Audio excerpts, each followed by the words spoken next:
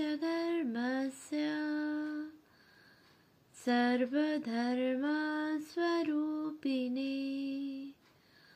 अवतार वरिष्ठाय রামকৃষ্ণায় তে নমঃ। পূজনীয় স্বামী গম্ভীরানন্দজির রচনা শ্রী রামকৃষ্ণ ভক্তমালিকা গ্রন্থ থেকে পাঠ, পৃষ্ঠা সংখ্যা 180। স্বামী শিবানন্দ। তারক নরেন্দ্রের প্রতি স্বভাবতই বিশেষ শ্রদ্ধা সম্পন্ন ছিলেন। তদুপরি একটি ঘটনায় ওই শ্রদ্ধা মিশ্রিত ভালোবাসা অধিকতর বর্ষিত হইল। কাশীপুরে একটি বড় মশারির নিচে অনেকে একত্রে শয়ন করিতেন। একবার নিদ্রাভঙ্গে তারক দেখেন সর্বত্র আলোকিত করিয়া নরেন্দ্রের দেহের চতুষ্পার্শ্বে ছোট ছোট শিবমূর্তি সকল ঘুরিয়া বেড়াইতেছেন। তাহার স্মরণ হইল যে নরেন্দ্রের অপর নাম বীরেশ্বর। কাশীধামে বীরেশ্বর শিবের মূর্তি ঐরূপেই কল্পিত এবং তাহারই পূজার ফলে নরেন্দ্রের জন্ম হয়। কাশীপুরের একটি ক্ষুদ্র ঘটনায় তারকের প্রতি ঠাকুরের স্নেহের পরিচয় পাওয়া যায়। সেদিন পাচকের অভাবে তারক রন্ধন করিতেছিলেন। উপর হইতে ফোড়নের গন্ধ পাইয়া ঠাকুর জিজ্ঞাসা করিলেন, কে রাঁধছে? তারক রাঁধিতেছেন জানিয়া তিনি একটু চচ্চড়ি আনাইয়া মুখে দিলেন। অবশেষে যুবক ভক্তদিগকে নরেন্দ্রের অধীনে এক অবিচ্ছেদ্য প্রীতিসূত্রে গাঁথিয়া দিয়া ঠাকুর মর্তলীলা সংবরণ করিলে অনেকেই স্বগৃহে ফিরিয়া গেলেন। কিন্তু যাইবার অন্য স্থান না থাকায় বা সেরূপ ইচ্ছা হৃদয়ে অবকাশ না পাওয়ায় লাটু, বুড়ো গোপাল ও গৃহত্যাগী তারক বাগানবাটিতেই রহিলেন এবং সেখানে সযত্নে রক্ষিত ঠাকুরের পূত ভস্মাস্থিকে জীবন্ত ঠাকুর জ্ঞানে পূজা করিতে লাগিলেন। কিন্তু 31 আগস্ট 1886 বাড়ির ভাড়ার মেয়াদ ফুরাইয়া গেলে গৃহী ভক্তেরা আর সে বাড়ি রাখিবেন না জানিয়া অগত্যা লাটু বৃন্দাবনে গেলেন। তারকও অবিলম্বে তথায় উপস্থিত হইলেন। বৃন্দাবনে তাহার বেশি দিন থাকা হইল না।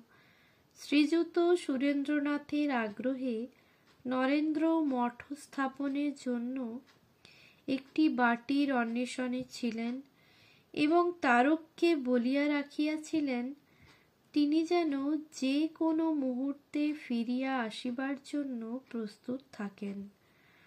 তদ অনুসারে তিনি কাশীধামে আসিয়া নরেন্দ্রের তারের অপেক্ষায় রহিলেন। অল্পদিনের মধ্যে বরাহনগরে একটি ভুতুড়ে বাড়ি ভাড়া করিয়া এবং শ্রী শ্রী ঠাকুরের দ্রব্যাদি সেখানে রাখার ব্যবস্থা করিয়া নরেন্দ্র তারকনাথকে তার করিলেন। আর তারকও তৎক্ষণাৎ যাত্রা করিয়া কলকাতায় বলরাম মন্দিরে নরেন্দ্র সমীপে উপস্থিত হইলেন।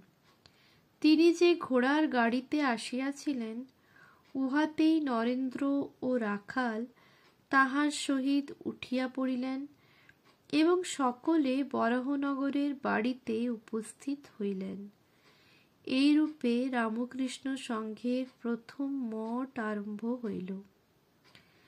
ওই খ্রিস্টাব্দের অবিস্মরণীয় ঘটনা ডিসেম্বর মাসে সকলের দলবদ্ধ হইয়া আঁটপুরে গমন। সপ্তাহ অধিক সেখানে আনন্দে ধ্যান ভজন আদিতে কাটানো এবং বড়দিনের রাত্রে ধুনির সম্মুখে বসিয়া ঈশার ত্যাগ বৈরাগ্যের আলোচনাকালে সন্ন্যাসের প্রেরণা লাভ। পরে যথাকালে শ্রী শ্রী ঠাকুরের পাদুকা সম্মুখে বিরজা হোম সমাপনান্তে আনুষ্ঠানিকভাবে সন্ন্যাস গ্রহণান্তর শিবপ্রায় তারক শিবানন্দ নাম প্রাপ্ত হইলেন।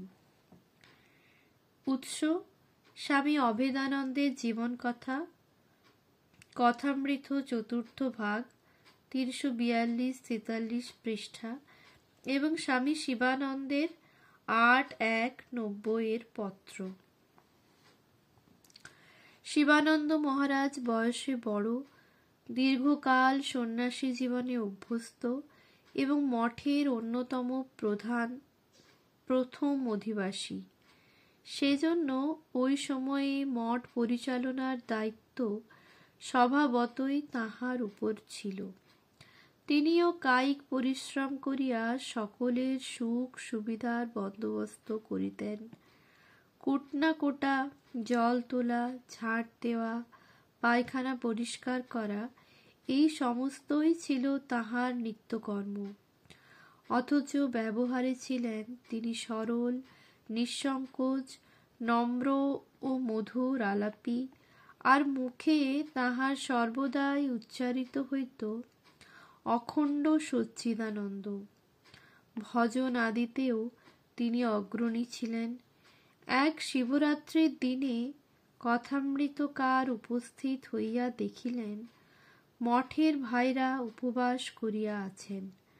তাহাকে দেখিয়াই স্বামীজির রচিত তাথইয়া তাথইয়া নাচে ভোলা ইত্যাদি গানটি ধরিয়া শিবানন্দজি নৃত্য আরম্ভ করিলেন। রাখালও সঙ্গে যোগ দিলেন এবং কথামৃতকারকেও তাহারা দলে টানিয়া লইলেন। ঠাকুরের অদর্শনে বিরহতাপিত স্বামী শিবানন্দ এক বর্ষাকালে আকাশে বাতাসে বিরহ ঢালিয়া গান ধরিলেন হরি গেল মধুপুরী হাম কুলবালা, বিপথ পড়ল সই মালতীর মালা ইত্যাদি। ঠাকুর তাহার পার্শ্বদবর্গকে যে প্রেম সূত্রে বাঁধিয়াছিলেন তাহার মধ্যে গৃহী সন্ন্যাসীর ভেদ ছিল না। শিবানন্দ মহারাজও সেই প্রেমে পরিনিষ্ণাত হইয়া উহার বহিঃপ্রকাশ রূপে সকলের সেবায় রত থাকিতেন। 1889 খ্রিস্টাব্দে প্রয়াগ ধামে যোগীন মহারাজের বসন্ত হইলে তিনি অবিলম্বে তথায় উপস্থিত হইয়াছিলেন। 1890 খ্রিস্টাব্দে বলরামবাবু কঠিন নিউমোনিয়া রোগে আক্রান্ত হইলে অকাতরে তাঁহার সেবা করিয়াছিলেন এবং 1896 অব্দে স্বামী অদ্বৈতানন্দ পায়ে কণ্টকবিদ্ধ হইয়া উত্থান শক্তি রহিত হইলে তিনি প্রমোদাদাস বাবুকে এই বৃদ্ধ স্বামীজির সেবা করিবার জন্য অনুরোধ জানাইয়া পত্র লিখিয়াছিলেন। এই অশেষ সদ্গুণাবলীর জন্য তিনি সততই সকলের শ্রদ্ধাভাজন ছিলেন। মঠের ভাতৃগণ তাহাকে তারকদা বলিয়া ডাকিতেন এবং নরেন্দ্রনাথও আপনি ভিন্ন অন্যভাবে সম্বোধন করিতেন না। তাহার অপর লোকপ্রিয় নাম ছিল মহাপুরুষ। বরাহনগরের জীবনে একবার তাহারা নিমন্ত্রিত হইয়া বলরাম ভবনে যান। সেখানে ঠাকুরের প্রসঙ্গে মগ্ন নরেন্দ্রনাথ বলিলেন, এক ঠাকুরই ছিলেন কামজিৎ, নইলে বিবাহিত জীবনে কামজিৎ পুরুষ জগতে বিরল। শুনিয়া শিবানন্দ মহারাজ বলিলেন, তা কেন? ঠাকুর আমার ভেতর এমন শক্তি সঞ্চার করেছিলেন যে তার বলে আমিও কাম জয় করতে পেরেছি। তাঁর কৃপায় সবই সম্ভব। সবিস্ময়ে নরেন্দ্র বলিয়া উঠিলেন, তাহলে তো আপনি মহাপুরুষ। তদবধি লোকসমাজে তিনি মহাপুরুষ নামেই পরিচিত হইলেন। উচ্চ আধ্যাত্মিক রাজ্যে সদা বিচরণশীল এই মহাপুরুষ মনুষ্যোচিত আনন্দরসে বঞ্চিত ছিলেন না। স্বামী অদ্ভুতানন্দ বলেন, আমাদের মঠে তারকদা ছিল ভারী আমোদে, কেবল লোকদের নকল করত আর বলতো, তোদের নিয়ে একটু হাসি ঠাট্টা করি বলে তোরা রাগ করিসনি ভাই। তাহার হাত পা নাড়িয়া অপরের অনুকরণ বা পস্তু ও গুজরাটি ভাষার ছন্দে বক্তৃতা ইত্যাদির দ্বারা তিনি তাহার ধ্যান গম্ভীর মনকে যেমন হালকা করিতেন, তেমনি অপরকেও বিমল আনন্দে ভাসাইতেন। একবার স্বামীজি মেঘনাদ বধ কাব্যের গুণাগুণ লইয়া বিচার করিতেছিলেন। ওই কাব্যে ইচ্ছামতো বিশেষ্যকে ক্রিয়ায় পরিণত করা ও ক্রিয়াপদকে সংক্ষিপ্ত করার কৌশল দেখিয়া রসিক মহাপুরুষের বড়ই আমোদ হইল। অমনি তিনি বলিতে লাগিলেন, ওহে, আলুর দম করো, না বলে বলতে হবে আলুটা দমিয়ে দাও। গুপ্ত মহারাজকে ডাকিয়া বলিলেন, গুপ্ত, তামাকটা তামকাইয়ে দে। এসব কথার সঙ্গে সঙ্গে তিনি তর্জনী নাড়িতে নাড়িতে ও মাথা দুলাইতে দুলাইতে অপূর্ব ভঙ্গিতে আহ্লাদে গৃহময় হেলিয়া দুলিয়া বেড়াইতে লাগিলেন, আর সকলে হাসিয়া আটখানা। কিছুকাল মঠের বাসের পর অনেকেই এদিক সেদিক তীর্থভ্রমণে বাহির হইতে লাগিলেন। মহাপুরুষও 1888 খ্রিস্টাব্দে একবার উত্তরাখণ্ডের অভিমুখে যাত্রা করিয়াছিলেন, কিন্তু হাতরসে পৌঁছিয়া দেখিলেন স্বামী বিবেকানন্দ সেখানে অসুস্থ। সুতরাং সংকল্প ত্যাগ করিয়া কেবল বৃন্দাবন দর্শনান্তে স্বামীজিকে লইয়া কলিকাতায় ফিরিতে চাহিলেন। মহাপুরুষ উত্তরাখণ্ডে যাইতেছেন জানিয়া কাশীধাম হইতে আর একজন তীর্থযাত্রী তাহার সঙ্গ লইয়াছিলেন। তাহাকে কলকাতায় ফিরিতে কৃত সংকল্প দেখিয়া সহযাত্রী ব্যঙ্গ ও অনুযোগের স্বরে জানাইলেন যে সন্ন্যাসীর পক্ষে তথাকথিত গুরুভ্রাতৃ প্রেমের বন্ধনে পড়িয়া তীর্থদর্শনে পরাঙ্মুখ হওয়া ও মায়ায় মগ্ন থাকিয়া ধর্মকর্মে বিরত হওয়া একই কথা। উত্তরে মহাপুরুষ জানাইলেন যে তাহারা শ্রী শ্রী ঠাকুরের নিকট যে শিক্ষা পাইয়াছেন তাহাতে ভাতৃপ্রেমের স্থান অতি উচ্চ।